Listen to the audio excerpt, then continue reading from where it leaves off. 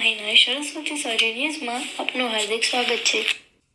પાટણની ઐતિહાસિક શ્રીમંત ફતેહસિંહ લાઇબ્રેરીમાં વિશ્વ મહિલા દિવસ નિમિત્તે મહાભારતમાં માતૃવંદના વિષય ઉપર વક્તવ્ય યોજવામાં આવ્યું। પાટણની ઐતિહાસિક શ્રીમંત ફતેહસિંહ સાર્વજનિક પુસ્તકાલયમાં સ્વ કીર્તિકુમાર જયસુખરામ પારધીના સૌજન્યથી ચાલતા મને જાણો કાર્યક્રમ અંતર્ગત વિશ્વ મહિલા દિવસ નિમિત્તે દિનકર જોશી લેખિત મહાભારતમાં માતૃવંદના પુસ્તક પર રવિવારે સાંજે ડોક્ટર કુસુમબેન ચંદારાણા દ્વારા અસ્ખલિત મૌલિક વાણીમાં વક્તવ્ય આપવામાં આવ્યું।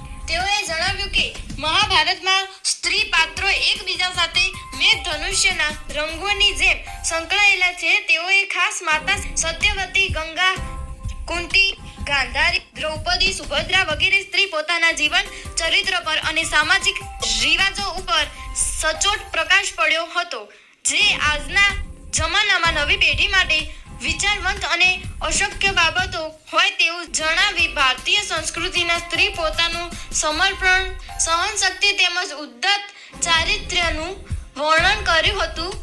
આ પ્રસંગે લાઇબ્રેરીના પ્રમુખ ડોક્ટર શૈલેષભાઈ સોમપુરા દ્વારા તમામ બહેનોને મહિલા દિવસની ખૂબ ખૂબ શુભેચ્છાઓ પાઠવવામાં આવી હતી અને મોટી સંખ્યામાં બહેનોએ હાજરી આપી તે બદલ આનંદ વ્યક્ત કર્યો હતો। આ પ્રસંગે લાઇબ્રેરી મહિલા ટીમના સભ્યો હર્ષિદાબેન સોની, ઈલાબેન વ્યાસ, જ્યોતિબેન પટેલ, દક્ષાબેન દવે, સ્નેહાબેન પરીખ, રવિશા દેશમુખ, ગૌરાંગી પાગેદાર, જ્યોતિબેન પાગેદાર, સ્નેહાબેન પરીખ, આશ્લેષા પરીખ તેમજ મોટી સંખ્યામાં બહેનો તથા લાઇબ્રેરીના સભ્યો ઉપસ્થિત રહ્યા હતા। વક્તાનો પરિચય સંયોજક નગીનભાઈ ડોડિયા આપ્યો હતો। આભાર વિધિ શ્રી મહાસુખભાઈ મોદીએ કરી હતી। આખો દિવસ હું આ જ વાંચ્યા કરું છું, રામાયણ કે મહાભારત કે ભાગવત, આખું મોઢેથી જાય એમ, આખું પિક્ચરની જેમ સામે આવે દ્રશ્ય જ્યારે સતત તમે વાંચતા હોય ત્યારે। સત્યવતી આવે છે, પછી એનું નામ સત્યવતી પડે છે। ત્યાં સુધી તો યોજન ગંગા કે જ છે, પછી એ સત્યવતી થાય છે। સત્યવતી થાય છે એને બે પુત્રો થાય છે, વિચિત્ર વીર્ય અને આ બંને પુત્રો થાય છે।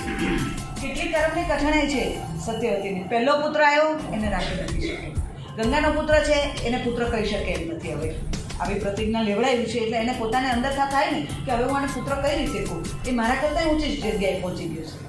એના પોતાના બે પુત્રો થાય છે। તો ચિત્રવીર્ય તો એ કોઈ રોગના કારણે મૃત્યુ પામ્યું, પરણ્યા વગર, સંતાન વગર, હવે રહ્યો એક વિચિત્રવીર્ય।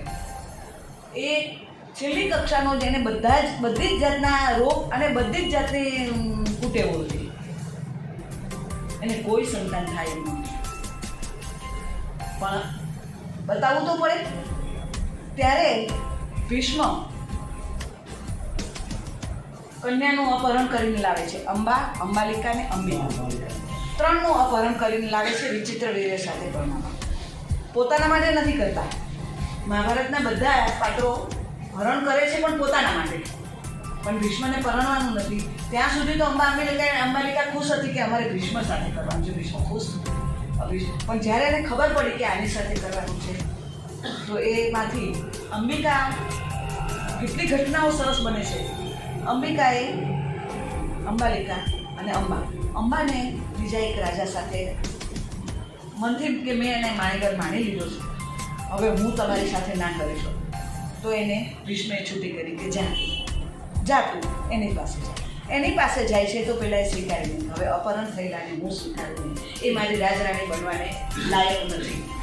હવે ત્યારે એ શ્રાપ આપે છે બીજા જન્મમાં, તે કીધું છે ને કે પુરુષ કે સ્ત્રી મને મારી નહીં શકે, બીજા ભાવમાં હું શિખંડી થઈશ અને હું તને મારીશ।